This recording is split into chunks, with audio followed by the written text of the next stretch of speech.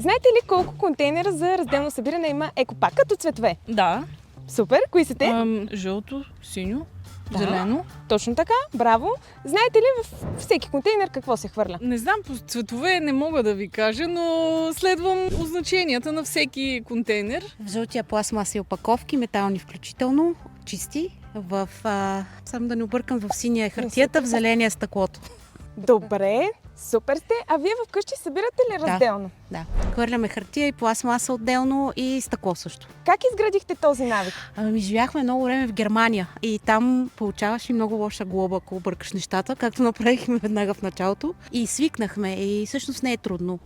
Не е никак трудно. Супер. И имаме желание заради природата. Искате ли да ви кажа един интересен факт? Знаете ли, че една стъклена бутилка, ако се хвърли в зеления контейнер на екопак, може да бъде рециклирана милион пъти и да се използва отново?